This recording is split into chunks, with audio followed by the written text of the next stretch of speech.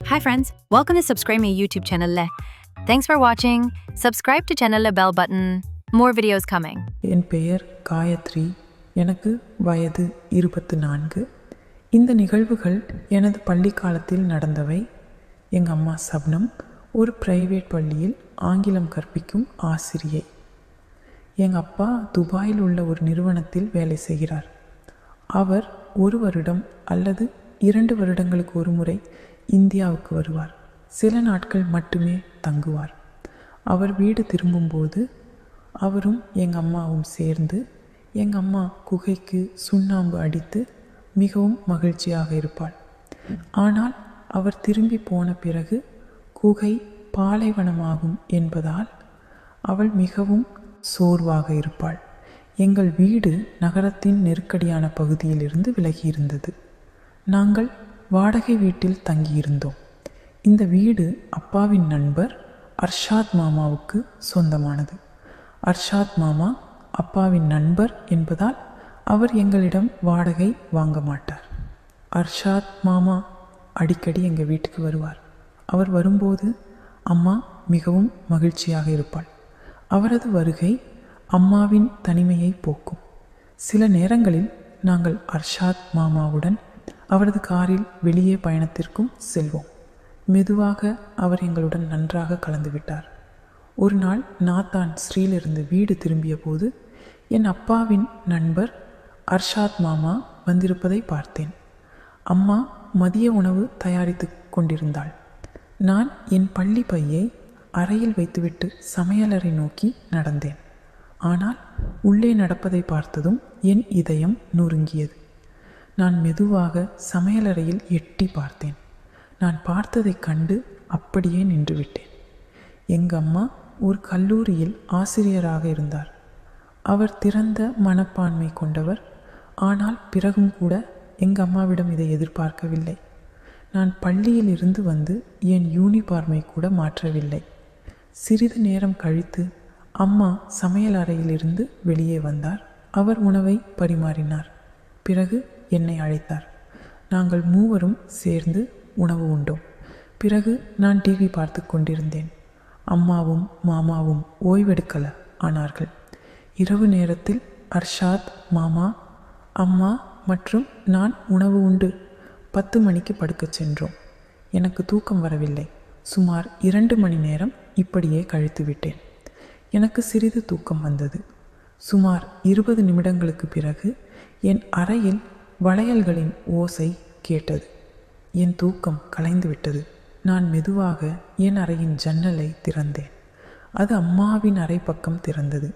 என் அம்மாவும் அர்ஷாத் மாமாவும் தன் குகையில் சுண்ணாம்பு அடிப்பதை பற்றி பேசிக்கொண்டிருந்தார்கள்.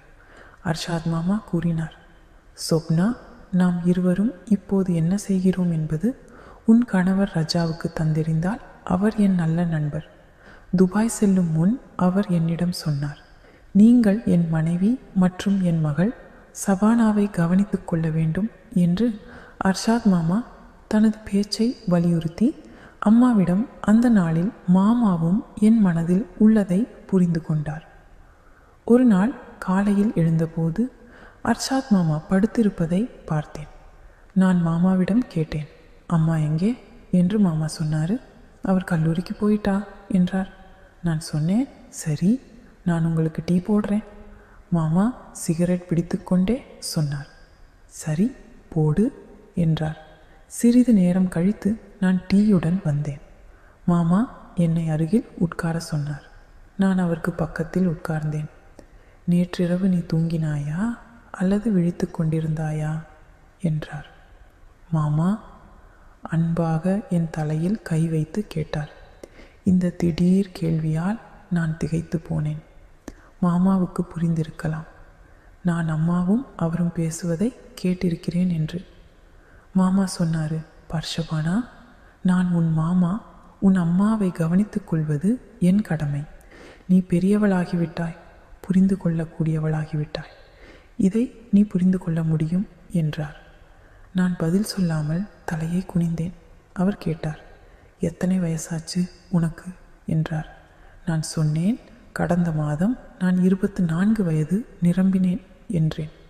மாமா என்னை தன் மார்போடு அணைத்து கொண்டார். என் குழந்தை பெரியவளாய் விட்டாள், கவலைப்படாதே, நான் உங்கள் அம்மாவிடம் பேசுகிறேன் என்று கூறினார். பிறகு மாமா என்னை அன்பாக தன் மடியில் உட்கார வைத்தார். நான் மிகவும் பதட்டமாகிவிட்டேன். அவர் என் புதியதாக இருந்த குகையில் சுண்ணாம்பு அடிக்க விரும்பினார். மெதுவான குரலில் சொன்னேன், மாமா, தயவு செய்து என்னை விடுங்கள். மாமா சொன்னாரு, எதுவும் நடக்காது என் ராணி என்றார். நான் வெட்கத்தால் சிவந்தேன், ஏனென்றால் அவர் என் மாமா. பிறகு ஒரு நாள் நான் எதிர்பாராதது நடந்தது. மாலை 9 மணி அர்ஷாத் மாமாவின் கார் வாசலில் வந்து நின்றது. மாமா இரவு நேரத்தில் இப்படி வருவது புதிதல்ல. ஆனால் நான் வாசலுக்கு வந்து பார்த்தபோது இன்று மாமாவுடன் இன்னொரு ஆளும் இருந்தார். அர்ஷாத் மாமா சொன்னார், ஹாய், எப்படி இருக்கிறாய்? இவரை பார், இவர் என் நண்பர் அக்ரம் என்றார். எங்கம்மா மெதுவா ஹாய் சொல்லி கை நீட்டினார்.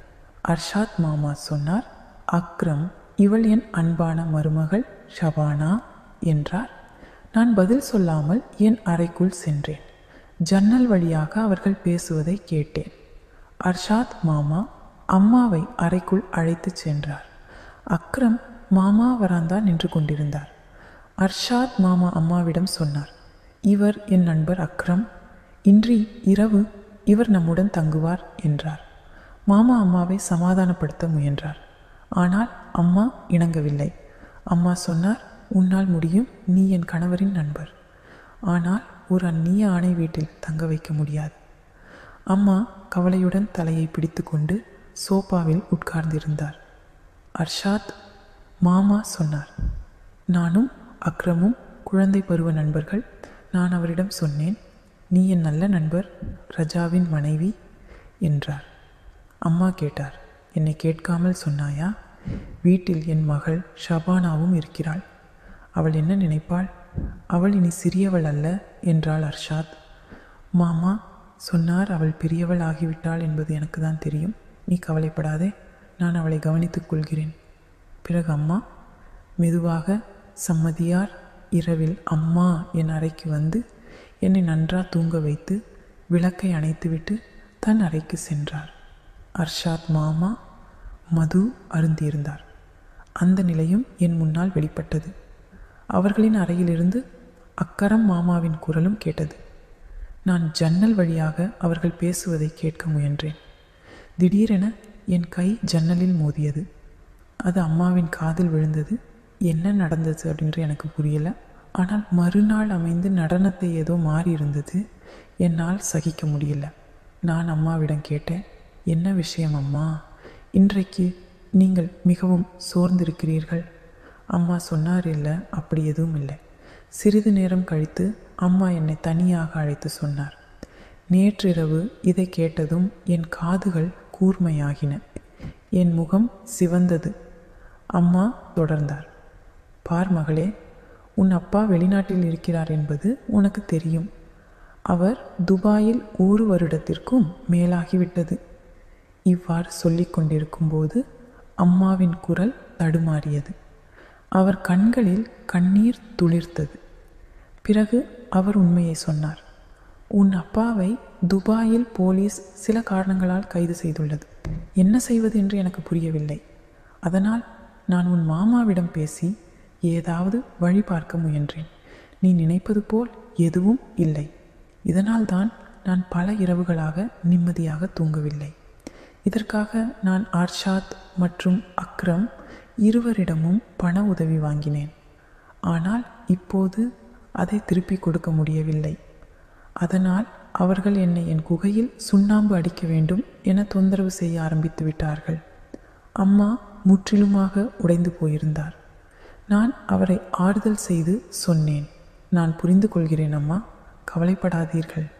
என் வார்த்தைகளால் அவரது மனம் சிறிது லேசானது. அவர் சொன்னார், மகளே, நீ என்மேல் கோபப்படவில்லையே என்றார். நான் சொன்னேன், இல்லம்மா, இதில் கோபப்படுவதற்கு என்ன இருக்கிறது? இது யாருக்கும் நடக்கக்கூடிய விஷயம். அம்மாவின் முகத்தில் ஒரு சிறிய புன்னகை தெரிந்தது. நான் அப்போது அதிகம் எதுவும் பேசவில்லை.